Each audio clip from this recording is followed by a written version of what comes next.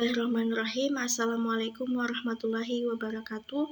Perkenalkan, nama saya Hasni Talabonsa. Saya dari kelas MPI 6C. Baiklah, di sini saya akan menjelaskan video materi tentang metode pembelajaran dalam pendidikan dan pelatihan. Bagian A, konsep metode pendidikan dan pelatihan. Metode berasal dari bahasa Yunani, yaitu metodes, yang berarti cara atau jalan yang ditempuh. Kamus Besar Bahasa Indonesia mengartikan metode sebagai cara kerja yang bersistem untuk memudahkan pelaksanaan kegiatan guna mencapai tujuan yang ditentukan. Metode juga menyangkut masalah cara kerja untuk memahami objek yang menjadi sasaran ilmu yang bersangkutan. Fungsi metode berarti sebagai alat untuk mencapai tujuan.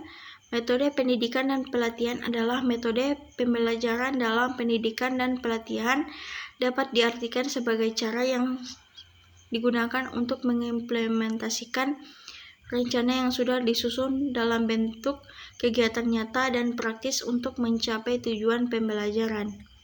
Kemudian yang bagian B, metode pelatihan. Menurut Cheng-Rinton, metode dalam pelatihan dibagi dua, yaitu on-the-job training dan off-the-job training. On-the-job training lebih banyak digunakan dibandingkan off-the-job training.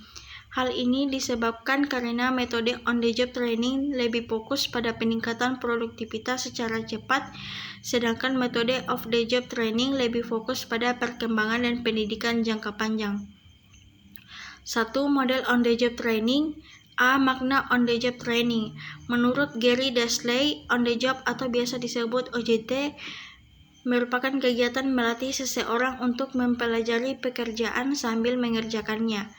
Kemudian menurut Handoko, pelatihan diberikan pada saat karyawan bekerja sambil bekerja seperti biasa. Karyawan memperoleh pelatihan sehingga dapat memperoleh umpan balik secara langsung dari pelatihannya. Kemudian bagian B, menurut Cheng-Rinton, bentuk on-the-job training dibagi menjadi 6. 1. Job instruction training. Job instruction training merupakan bentuk pelatihan yang memerlukan analisis kinerja pekerjaan secara teliti. Pelatihan ini dimulai dengan penjelasan awal tentang tujuan pekerjaan dan menunjukkan langkah-langkah pelaksanaan pekerjaan. Kemudian yang kedua, apprenticeship merupakan bentuk pelatihan yang mengarah pada proses penerimaan karyawan baru yang bekerja bersama dan di bawah bimbingan praktisi yang ahli untuk beberapa waktu tertentu. Efektivitas pelatihan ini bergantung pada kemampuan praktisi yang ahli dalam mengawasi proses pelatihan. Kemudian yang ketiga, internship dan assistantship merupakan bentuk pelatihan yang hampir sama dengan pelatihan apprenticeship, hanya pelatihan ini mengarah pada kekosongan pekerjaan yang menuntut pendidikan formal lebih tinggi. Contoh internship training adalah comprehensive education project. Maksudnya adalah pelatihan bagi siswa yang bekerja di suatu perusahaan dan diperlakukan sama seperti karyawan dalam perusahaan, tetapi tetap di bawah pengawasan ahli.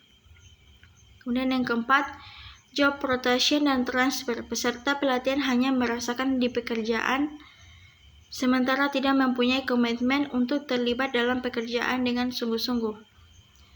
Kemudian kelima, junior boards and commit assessment merupakan alternatif pelatihan dengan memindahkan peserta pelatihan dalam komite dengan tujuan bertanggung jawab dalam pengambilan keputusan administrasi dan menempatkan peserta dalam anggota eksekutif agar memperoleh kesempatan dalam berinteraksi dengan eksekutif yang lain. Kemudian yang keenam, coaching dan konseling merupakan bentuk pelatihan yang mengharapkan timbal balik dalam penampilan kerja, dukungan dari pelatih, dan penjelasan secara perlahan cara melakukan pekerjaan secara tepat. Kemudian bagian 2, model of the job training. Makna of the job training merupakan bentuk pelatihan yang dilakukan di luar waktu kerja dan berlangsung di lokasi yang jauh dari tempat kerja agar perharian berlangsung di lokasi peserta lebih terfokus. Peserta pelatihan menerima presentasi tentang aspek tertentu, kemudian diminta untuk memberikan tanggapan sebagaimana dalam kondisi yang sebenarnya. Dalam teknik ini juga digunakan metode simulasi. Kelebihan dari metode of the job training ini adalah 1. Training lebih terampil dalam mengajar. 2. Trainer atau karyawan terhindar dari kekacauan atau tekanan. Yang ketiga, tidak mengganggu proses kerja di tempat kerja. 4. Waktu dan perhatian memadai. Kemudian bagian C, strategi metode pembelajaran diklat. Metode penyampaian pelatihan bergantung pada tujuan yang diinginkan. Menurut Karen Lawson, secara ringkas, strategi pelatihan terdiri atas penambahan pengetahuan, meningkatkan keterampilan, dan menumbuhkan sikap atau perilaku. 1. Strategi untuk menambah pengetahuan. Tujuan pelatihan adalah untuk menambah pengetahuan dan wawasan kepada peserta. Setelah selesai, setiap peserta diharapkan semakin luas pengetahuan dan wawasannya sehingga berdaya guna dalam meningkatkan kinerja untuk mencari ide-ide dan pemikiran baru. Menambah pengetahuan dalam dilaksanakan dengan metode A. Buku tes atau materi tertulis. B. Kuliah dan presentasi. C. Permainan. D. Diskusi terpadu. E. Tayangan. Kemudian yang kedua, strategi untuk meningkatkan keterampilan. Jika tujuan pelatihan untuk menambahkan keterampilan peserta, aktivitas lapangan menjadi landasan sebuah keberhasilan pelatihan.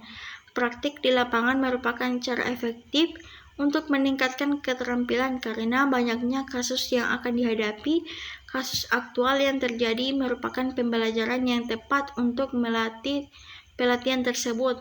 Bentuk pelatihan ini diantaranya dengan cara A. Role play, B. Simulasi, C. On the job training, D. Aktivitas sesuai arahan.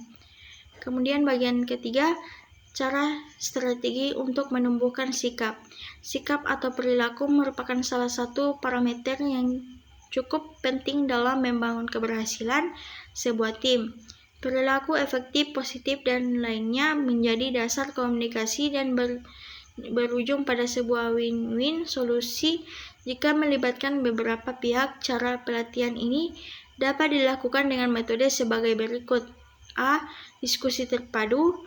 B. Diskusi kelompok. C. Debat. D. Studi kasus. Baiklah, itu penjelasan video materi dari saya.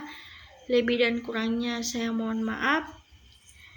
Billahi fisabilil haq, fastabiqul khairat. Wassalamualaikum warahmatullahi wabarakatuh.